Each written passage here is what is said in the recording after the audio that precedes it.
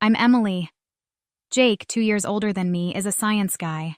He's living his childhood dream of a research job and seems fulfilled even though he's busy all day. Our son, Mike, is 3 years old, just like Jake. He loves observing and experimenting. Right now, he's obsessed with the goldfish he caught at the fall festival. Our daughter, Sarah, is 1 year old. She loves to eat, and her chubby white cheeks are just adorable. She's the comfort and joy of our household. Overall, life is pretty good for our ordinary family, except for one thing. Emily, what's for dinner tonight? Mother-in-law. Just as I was trying to calm down my crying daughter and finish up dinner, the doorbell rang. Without any hesitation, my mother-in-law walks into our home as she often does. It might not be the same day every week, but she shows up around this time frequently enough that Mike hardly even looks away from the TV. My goodness, fried food again? That's not good. So oily. You need to take better care of Jake's stomach when he comes home tired from work. It's not good for the grandkids either, but Mike really likes it. Well, that's because you only feed him junk. Look, I've made a creamy vegetable stew and minester for you. It's important for the kids to get used to Western food from an early age. My mother-in-law starts setting the table with the large containers of creamy stew and minester she brought. It's a lot, enough to last for at least 3 days, and I feel a little down just looking at the stew, which is mostly just carrots and cabbage. Come on, stop daydreaming. I'll take the food you made home with me, so go ahead and pack it up. It's not tasty, but we can't waste food. This is routine. Last time she visited unexpectedly, she replaced my clam chowder with her own fried chicken. Holding the still warm container, she left without even looking at her grandchildren. Once the front door closed, my son turned to me softly. Grandma took my fried chicken again. My heart aches seeing my son's sad face. Don't worry, there's a little bit of meat left. Just wait a moment. Yay. As I heat up the oil again, I feel relieved seeing my son's joyful reaction to my words. However, my inner dissatisfaction remains.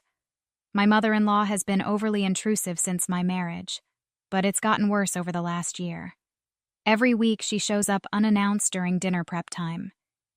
Initially, she would just criticize my cooking and parenting, then leave her cream stew on the counter. But for the past 6 months, she started taking my food home with her, effectively ruining our meal. I can't imagine my mother-in-law, who lives alone since my father-in-law passed away, eating all 3 servings. She's probably throwing it away. As I prepare baby food and distract the kids, I manage to cook. It's tough, but seeing my family's happy faces keeps me going. Yet, my fried chicken, braised pork, mapo tofu, and hamburgers, all of it gets taken away. I grew up in a family that ran a restaurant, and my dad taught me how to cook, so I'm confident in my culinary skills. And yes, I think my food tastes better than mother-in-law's overly sweet cream stew. It irks me to have my skills negated by her. But with Mike in the picture, I've been struggling to stand up to my mother-in-law, his grandma. Jake, who comes home after the kids have gone to sleep, makes a face when he sees dinner. Since only Mike's share of fried chicken was left, I serve Jake a large platter of the cream stew. What can I do? It's what mother-in-law brings over. If you don't like it, you tell her. Yeah, I guess. Jake pokes at the stew as non-committal as ever. She shows up without considering Sarah's nap time, and even takes away Mike's favorite foods right in front of him. Well, she's lonely since Dad died. That was 2 years ago. How much longer do I have to put up with this? Yeah, I guess. Jake is usually reliable, but he avoids confrontation when mother-in-law is involved. Another pointless conversation goes by, and I let out a deep sigh. The only silver lining is that she hasn't suggested moving in. One day, tired of the same old routine, mother-in-law says something different when she drops by during dinner. As usual, Emily, this Christmas, everyone's gathering at our place. What? After your father passed away last year, we couldn't really do anything, right? We've been relying on relatives from Dad's side since the funeral. So I'm inviting them to our home as a way of saying thank you. Sounds exhausting, responding with a lack of enthusiasm to my mother-in-law's arrogant tone. I wonder how she plans to host people suddenly when we've always gathered at her brother-in-law's or her own childhood home for Christmas and family reunions. She frowns at me, looking like she's dealing with someone of lesser intelligence. You're not just a bystander here, you'll be helping too. What? Come over on the 24th and help clean up. Stunned by the audacious decision, I tried to quickly object, but Sarah is so young. Just use a baby carrier or something. That's how women used to do it back in the day. Maybe, but you're also in charge of the full-course Christmas meal. Don't you dare repackage store-bought food or cook anything that tastes bad. I don't want to be embarrassed. What? You can't be serious? I'm thinking of inviting your dad's relatives on one day and my sister's family and our daughter on another. It'll be a busy holiday. Although she's complaining, I can sense a happy aura coming from her hold on the one who's going to be busy. Is me, not you. As the daughter-in-law of this family's eldest son, do your duty properly, L. Okay, having had her say, my satisfied mother-in-law leaves the meatloaf and heads out, leaving me stunned and my surprised son behind. She doesn't forget to pack the shrimp gratine that just needs to be baked. Though that night when I tell Jake about it, he's as bewildered as I am. What? She's planning a party from Christmas? Even inviting Dad's side of the family when he's not here? Yes, that's the plan. Well, maybe Mom's lonely. I finally lose my temper at Jake's predictable response. Think about what it's like for me, always being pushed around. Seeing Jake's face turn to an unmistakable uh-oh, he goes silent. But even he realizes that this time it's too much and lets out a resigned sigh. All right, I'll handle the cleaning and entertaining the relatives. Really, I'm glad to hear Jake's proposal. It gives me some direction. But can you still cook the full-course Christmas meal? Just for this year, let's keep Mom's reputation intact. Plus, everyone in the family loves your cooking, as he pleads. Jake is staring at the meatloaf mother-in-law left for us. I mean, it's hard to say no after making a concession. Fine, just for this year. Thanks, man. I can't wait for Emily's Christmas feast. Geez, you're in high spirits, aren't you? Being praised isn't so bad, and I don't mind cooking for people. So I brace myself that it's just for this time, and agree to prepare a full-course Christmas meal. When I tell my mother-in-law that Jake will stay over to help with cleaning, she makes a displeased face and says, "How could you let the man of the house do such things?" But she seemed reasonably satisfied seeing Jake bustle around at his parents' home for my sake. And then comes Christmas lunchtime. Emily, is the corn soup ready? I'm preparing the croutons now. I scurry around the kitchen, getting the carpaccio and corn soup ready. You're so inefficient.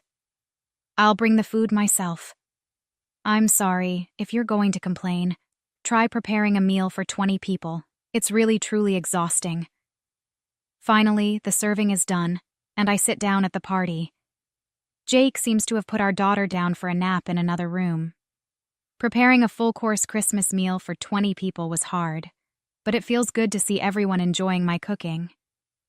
However, that good feeling lasts only a moment. This quiche looks so beautiful, it's like something you'd buy. Thank you. Geez, you're good at flattery. This carrot saw is perfectly balanced with the vinegar. The orange scent really freshens up your mouth. That's because Christmas meals tend to be rich, so I made it a bit more acidic. Something's off. Every time someone tries to compliment my Christmas cooking, mother-in-law interrupts. Something is not right, and the source of this awkwardness is revealed by Sophia, father-in-law's sister. Emily, mother-in-law is such a great cook, isn't she? Excuse me, confused. I let out a dumbfounded sound. Unperturbed, chatterbox Sophia continues her story. Did Olivia make this entire Christmas feast? That's amazing, huh? I haven't cooked a full-course Christmas meal in ages. I was going to leave it to my daughter-in-law, but she's absolutely terrible in the kitchen, and she never comes by, even when I offer to teach her. What the mother-in-law talks about struggles she never even faced, as if they're a given, leaving me puzzled. Oh, Emily. You should really take after Olivia while she's still well. Jake might miss the taste of home sometimes, you know? The way to a man's heart is through his stomach. Daniel, a relative hanging around, Sophia laughs. It feels like he's mocking me. You know, Olivia, that pork belly stew you made last time was delicious. It's amazing you can cook both Western and Japanese dishes. It's not that big of a deal, but I'm glad you enjoyed it. The mother-in-law smiles and feigns humility. But that pork belly stew was clearly my creation. As I stand there astonished, she mouths, "Go along with it." Apparently, she's been claiming all my dishes, including the Christmas feast, as her own and sharing them with the family. And now she wants me to be complicit in her lie. No way. Especially after she's been criticizing my cooking all this time. Though I want to speak out, I'm overwhelmed by the crowd and find myself speechless. My savior turns out to be my son. Mom, this omelet is really tasty. It looks different than usual, but your omelets are always good. My young son's high-pitched voice echoes through the room, and the noisy adults fall silent.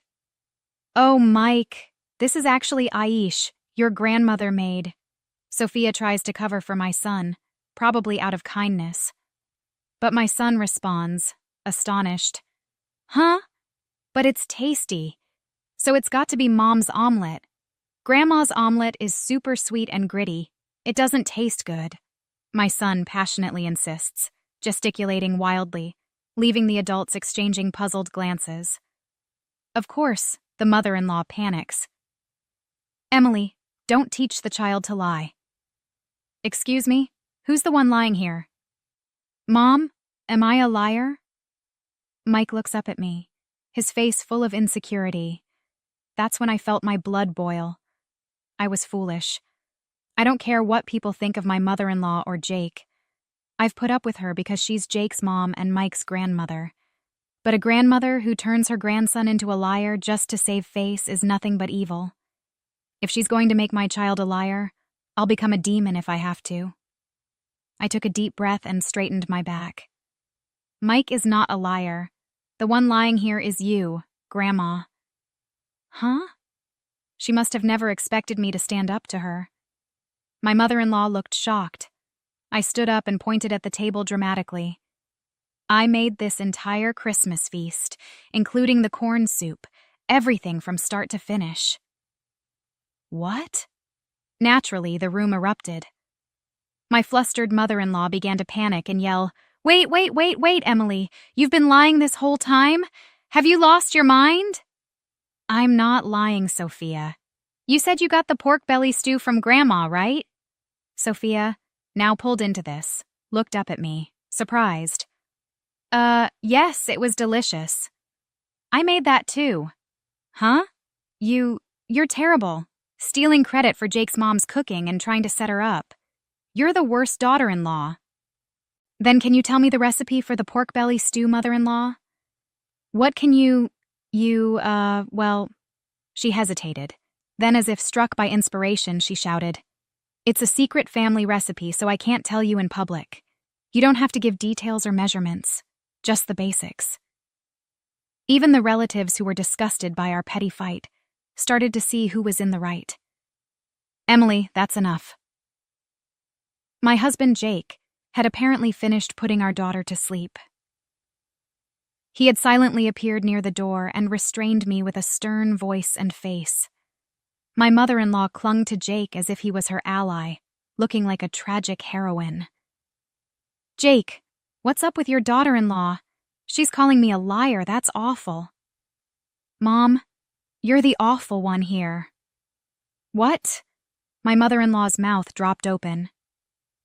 This entire Christmas feast Emily made it all day while taking care of the kids. Trying to take credit for it is pretty low.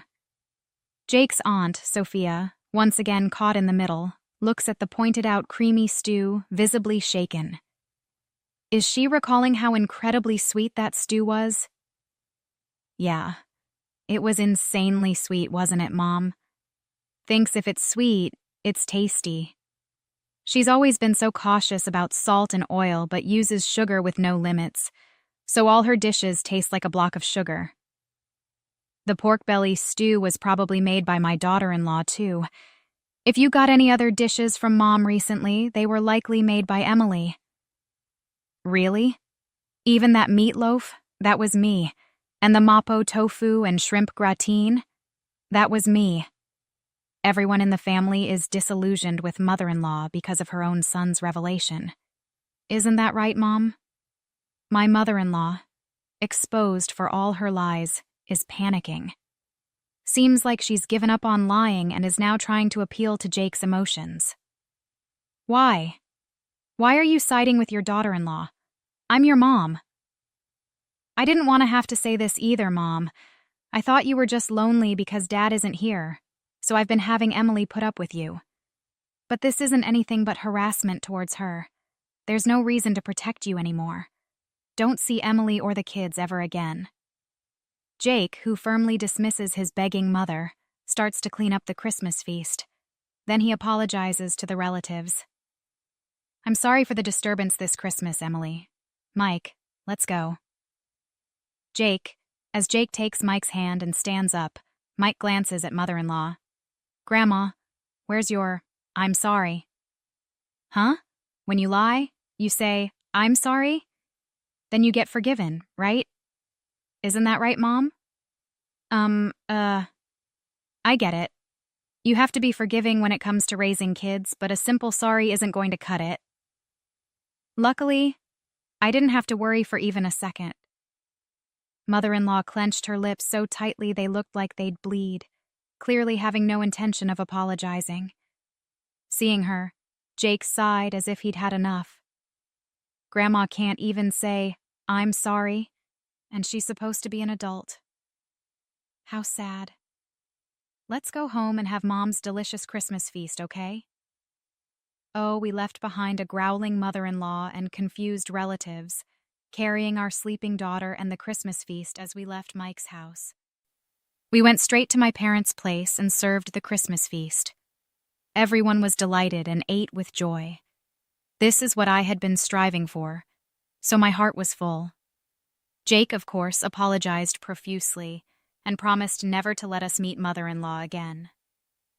Apparently, the atmosphere at my house remained awkward. His relatives dispersed, leaving only a soulless mother-in-law and some bland food. The next day, mother-in-law's sister and her husband, as well as Jake's sister, visited as promised. Seeing the bland food, they chuckled and said, "Figures." Apparently, mother-in-law's lack of cooking skills was a well-known fact among her relatives. So you brag about hosting a Christmas feast, I wondered. What magic trick you'd pull. Probably just jealous of Emily, who's good at cooking and praised by Jake and Mike. Sorry for the inconvenience, they said after hearing the details from Jake. My sister-in-law thanked me for my efforts, and Sophia also called to apologize. I'm sorry for jumping to conclusions. It turns out Sophia also enjoys cooking, and we bonded over a recipe for braised pork belly. The misunderstanding with Jake was cleared up, and I found new friends who share my cooking hobby. I felt refreshed, enjoying a carefree Christmas. Of course, mother-in-law wasn't going to back down that easily, but I'm well prepared. As I'm making cornbread, my phone rings. It's mother-in-law. Excuse me, where are you? It's dinner time. Do your duty as a wife. Are you making the same mistake in coming over again? She's furious on the other end of the line. How dare you? I came here because you didn't apologize. Come home and clear the misunderstanding with our relatives. Then I'll forgive you for embarrassing me. No thanks. What? You'll be the one left out by the family. That won't be a problem. To begin with, the one who put on airs and got shunned by the relatives was mother-in-law. I've even made plans to cook with Sophia next time. What? Mother-in-law probably never imagined that I'd become close to father-in-law's side of the family. In other words, I'm well aware that mother-in-law has distanced herself from father-in-law's relatives. So what now? Still got any moves left? I add another blow to the stunned mother-in-law. Also, I'm not returning to that house. What? Yes. The kids and I have been staying at my parents' house since Christmas. We're planning to find a new place to live now that the holidays are over. Initially, living near Mike's family was mother-in-law's strong insistence, but Jake's workplace is actually closer to my parents' house. Didn't Jake tell you to stay away from daughter-in-law? But since mother-in-law can't listen better than a child, we've decided to physically distance ourselves. Right now, Jake is the only one living there, and he'll leave once he's ready. What? Where? Where are you? Who knows? You think you can get away with not cherishing Jake's mom? Yes, because Jake and sister-in-law have forgiven me. It's okay. Well, wait, what? Thank you for everything so far, mother-in-law. I'm so happy I'll never have to see you again. Goodbye. What? Wait a minute. With a bit of a laugh, I hang up on mother-in-law, who's screaming like a villain in a superhero show. Then I block her number to make sure I never have to hear her voice again. 2 years later. Mom, what's for dinner today? Hamburgers? Yay, I love Mom's burgers the most in the world. Sarah loves them too. Dad loves them the most in the universe. A dad? That's not fair. My family happily waits for my cooking in the living room, playing around as I fry the burgers in the kitchen. My heart warms up again today, watching them eagerly await my cooking, smiles on their faces.